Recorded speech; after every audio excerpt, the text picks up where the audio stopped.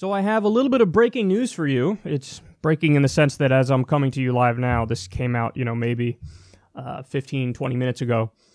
But the historic summit that's supposed to happen between Kim Jong-un, North Korea, and Donald Trump in the U.S., it is now not happening. Recently, Kim Jong-un threatened, I'm not going to do it. I'm not going to go to it. And the reason Kim Jong-un said it is because he caught wind of the fact that John Bolton was going all on TV talking about how we need the Libya model. That's what we need to do. We're going to do the Libya model with North Korea. Well, why not just fucking scream through a megaphone, cancel the summit? Because the Libya model is we disarm you, then we topple you, and you die. So Kim Jong-un is not an idiot. I mean, he's barbaric. He treats his own people like shit, but he's not an idiot. So he hears that John Bolton is talking about the Libya model, and he's like, well, how about I cancel the summit then, because that's crazy. I don't want to be, raped with a fucking bayonet on a rifle like Gaddafi was. I want to live. So he threatened to end it. Well, then Trump today decided, I'm going to threaten. I'm going to end it. Not threaten to end it. He actually ended it. So he sent a letter to Kim Jong-un, and he said the following.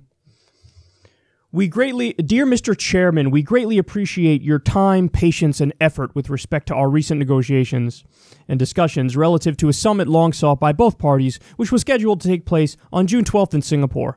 We were informed that the meeting was requested by North Korea, but that to us is totally irrelevant. I was very much looking forward to being there with you. Sadly, based on the tremendous anger and open hostility displayed in your most recent statement, I feel it inappropriate at this time to have this long-planned meeting.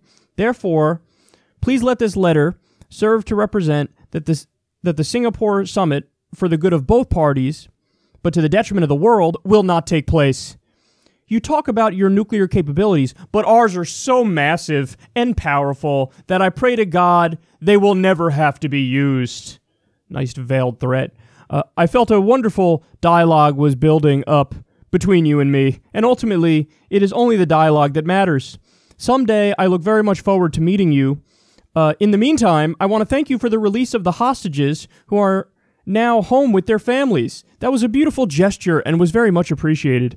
If you change your mind having to do with this most important summit, please do not hesitate to call me or write.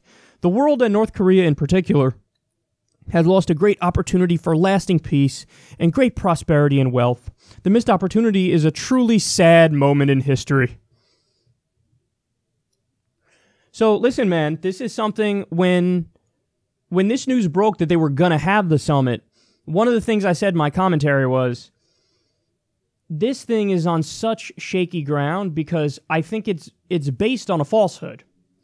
And the falsehood is that, Kim Jong-un will totally denuclearize, and then John Bolton even indicated he didn't just want denuclearization, he wanted to get them to get rid of all their weapons. So I said there's no way that's going to happen, again, because of what happened with Saddam Hussein, and then what happened with Gaddafi, and the fact that the United States, you can't trust a goddamn word we say or a single deal we've entered. We just ripped up the Paris Climate Agreement. We just ripped up the fucking Iran deal. So why would a guy who has, a nuclear weapon or has weapons and can use them as a deterrent to anybody attacking him, why would he give them up when we've proven repeatedly that if you do give them up, we don't honor our agreement. That's why we toppled Gaddafi. Hey, give us your weapons. Oh, thanks for giving us your weapons, sucker. Then we topple him. So the fact that in the U.S. and in the media they were acting like, Kim Jong-un said he was going to do total denuclearization. I was watching this news like, that's fucking ridiculous. He'd be the dumbest person in the world if that is indeed what he's agreeing to. But I said, no, I think what he'll do is he'll make some sort of giant token concession that then allows Donald Trump and his administration to turn around in the U.S. and go, see, we got something that no other administration could get. We got peace with North Korea. But in reality, it would be a semi-bluff. The bluff being, it's not like he's actually going to get rid of a nuclear weapon, but he's made enough of a concession where Trump can say, I don't know, we totally dismantled a test site, and we now have IAEA regulators that go in there or whatever. Something similar to the Iran deal. In fact, that was the model that was floated by some people, by Pompeo. Again, Bolton said, do the Libya model. Pompeo was basically, indicating, or his description of the event was like, we're going to do like an Iran-style deal. But I knew it was on shaky ground because there's no way he's actually going to get rid of his nukes because that is a fucking deterrent. That's a deterrent to U.S. and South Korean aggression. And what are you going to do? You're going to take the word of the country that's bombing 8 other countries right now? The U.S.? You're going to take the word of the country that just toppled Gaddafi after we said, give us your weapons and it'll all be cool? You'd have to be beyond idiotic to do that. Now, what happened here, though, is Donald Trump trolled the shit out of Kim Jong-un. And there is a question as to whether or not at any point he actually wanted to have this meeting. Because now when you look back at how everything unfolded, you go, that's curious. So look at what Owen Higgins from FAIR said about this. First, get the hostages back to the U.S. No leverage. Second, have North Korea destroy the launch site. Less threat of nuclear counterstrike. Then, cancel the summit and blame North Korea. Clearing the way for attack. There was another article, I think it was in Axios, where somebody made a great point. I forget who it is, who the writer was of that article, but he said, this is classic Trump, and he's done this in the business world a zillion times. What he does is he makes it seem like, oh yeah, we're going to sit down, we're going to have a meeting, it's going to go great, we're going to get a great deal. And let's just, hey, give me a sign of your appreciation for this, and then we'll move forward and do the deal. And then one of the sides makes a concession. The other party, not Trump, the other party makes a concession, and then Trump cancels after he gets that concession. So what's he doing? He's milking, the person he's supposed to be making a deal with, and then he breaks everything off. That's why there was that story, I think it was in the Washington Post, back either when he just became president or I think it was when he was campaigning, actually, about the countless business people, small business people, who were like, yeah, he stiffed me, and he owes me like $14 million for the fucking work I did for one of his hotels or whatever the fuck. And just countless people, he stiffs his vendors, the people he does business with. He makes it seem like, oh, we're going to make a great deal, and it's going to work out really well for you. And anyway, just I'll finance all of it, but don't worry, it's going to be a great deal for you. So give me a token gesture of your appreciation here that you're going to get this deal, that you're going to do this deal, and decorate the ballroom for me or whatever the fuck it is. And then they do it, and then he stiffs them. Oh, sorry, it turns out there was another deal, it was a better deal, and I'm going to go in that direction. So basically what he did is he trolled him. He trolled him, he milked him, he ripped him off, and then listen, John Bolton is fucking one of the people calling the shots on foreign policy. Mike Pompeo, one of the people calling the shots on foreign policy. These are the neocons of neocons. So, you think they're not whispering in his ear? No, seriously, now we need to go and try to topple them. Because I'm pretty goddamn certain that's what's happening. Now, will he actually do that? I don't know. That's a separate question that's up in the air. But that's certainly the advice he's getting. So, here you have it. Peace talks called off. And it was on stable footing to begin with because they said they wanted total denuclearization. And Kim Jong-un certainly wasn't going to agree to that. So there had to be some sort of middle ground. Kim Jong-un already made concessions.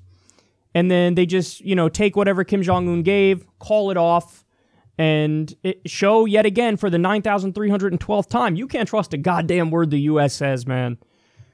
Now, that's not me saying Kim Jong-un is good. Of course he's not good. Look how he treats his own people. But it is me saying that he's only a threat to his own people. He's not a threat to anybody else around the world. He's not a threat to the United States. He's not a threat to South Korea. He's a threat to his own people. And instead of trying to make peace, what we're doing is stirring the shit pot, if you will, and making the situation a lot worse, a lot more unstable. And again, this is one of those stories where I'm not saying the U.S. had good standing in the world to begin with. We don't.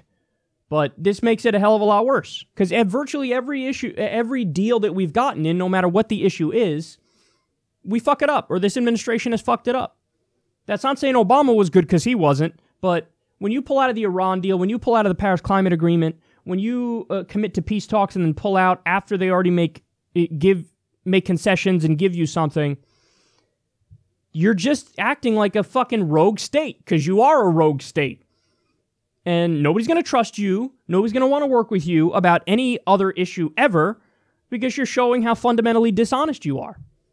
So listen, all I can say is what my hope is at the moment. And my hope is, all right, so you pulled out of the peace talks. Well, now don't do anything. Don't do anything. I don't want, I've said this a million times, I'll say it a million more. I will consider Donald Trump a success on the issue of North Korea if he just doesn't attack. That's my bar on North Korea. No hot war. And I'll take it. Oh, look at you. You succeeded. No hot war, thankfully. Thank you. So as long as there's no hot war, I'll give you credit, Don. But now, again, I'm at a point where I'm scared. I'm fucking scared. In the same way I'm scared with Iran. They rip up that deal, push us further towards a situation where there will either be a hot war with Israel or we'll get involved somehow, set the Middle East on fire even further, and now we're looking at a similar situation with North Korea. So he's not for peace. He's not for logic. He's not for diplomacy. He's not for negotiations. He's either devious in his plan to get concessions and then cut off ties, and him and John Bolton and some others were planning this all along, or he's a bumbling idiot, and this just all came about, because he stumbled into it, but that's also not a good way that everything unfolded, and it's not a good conclusion. It's not a good situation we're in right now. So I don't even care. I don't care if this was pre-planned and it was nefarious, or I don't care if it just happened in the sense that he stumbled into doing it like this, but either way, it's fucking shitty. And all I can hope for now is just don't do anything. I don't want the U.S. to do anything on the North Korea front. Sit back, fucking relax, let South Korea do what South Korea is going to do, because I think South Korea and North Korea can come to some sort of terms on their own if the U.S. just stays the fuck out. But I have a hunch that we're going to keep getting involved and keep fucking shit up and keep pushing us further and further to war, because that's what they're doing everywhere else in the world. So when you have your administration packed with neocons, that ain't a good sign.